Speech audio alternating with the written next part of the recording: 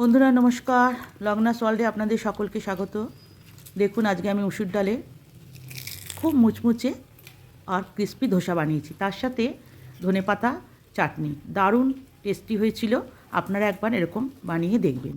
প্রথমে এক বাটি মসুর ডাল আমি ভালো করে ধুয়ে পরিষ্কার করে রেখেছিলাম।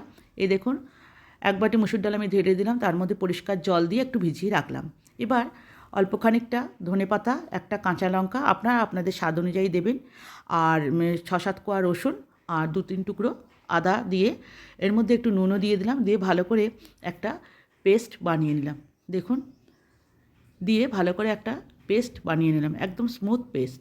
এবার ওই জারের মধ্যে ওই মুসুর ডালগুলো দিয়ে দিলাম, দিয়ে অল্প একটু জল দিয়ে সেটাকেও ভালো করে মিক্সিতে পেস্ট করে নিতে হবে। দেখুন, এবার তার মধ্যে আমি একটু গোটা জিরে আর 2-3 টুকরো আদা দিয়ে দিয়েছি, এটাকেও একসাথে ভালো করে পেস্ট করে নিতে হবে। আমার পেস্টটা হয়ে গেছে। এবার দেখুন, খুব স্মুথ একটা পেস্ট হয়েছে। এবার এটা একটা আমি বাটির মধ্যে ঢেলে রাখলাম। কেউ কেউ মোটা ধোসা পছন্দ করে, তাহলে গাঢ় রাখলেই চলবে ব্যাটারটা, কিন্তু আমাদের বাড়ি সকলে পাতলা পছন্দ করে বলে আমি জল দিয়ে ব্যাটারটা আরও পাতলা করে দিলাম।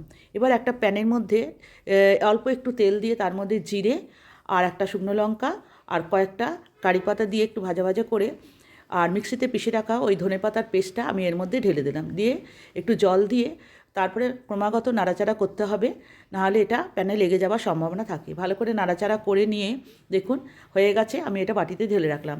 অনেকের সাথে দই দেয়, আমি আজকে দই মেশাইনি, আপনারা ইচ্ছে করলে দই মিশিয়ে তৈরি করতে পারেন চাটনিটা। এবার মসুর ডালের ওই ব্যাটারটার মধ্যে আমি দেখুন অল্প একটু নুন দিয়ে দিলাম, দিয়ে একদম পাতলা করে নিয়েছি। এর দেখুন কনসিস্টেন্সিটা খুব পাতলা হয়েছে। এবার প্যানটা একটুখানি গরম করে নিয়ে তার মধ্যে অল্প একটু তেল গ্রিস করে দিলাম, তারপরে ব্যাটারটা দিয়ে দিলাম। এটা খুব জালিদার পাতলা একটা ধোসা হবে, আর একদম মুচমুচে ক্রিস্পি হবে। আমাদের বাড়ির সবাই পাতলা পছন্দ করে বলে আমি একদম পাতলা ব্যাটারটা করেছি জল দিয়ে, আর এটাতে পাতলা করলে ধোসাটা খুব ক্রিস্পি আর খুব সুন্দরভাবে দেখুন প্যান থেকে উঠে আসবে, দারুণ, আর খেতেও খুব টেস্ট হয়। এই যে আমি দিয়ে দিয়েছি, দেখুন একদম মুচমুচে ক্রিস্পি ধোসা উঠে এসছে আমার, আর এটা নামিয়ে রাখলাম।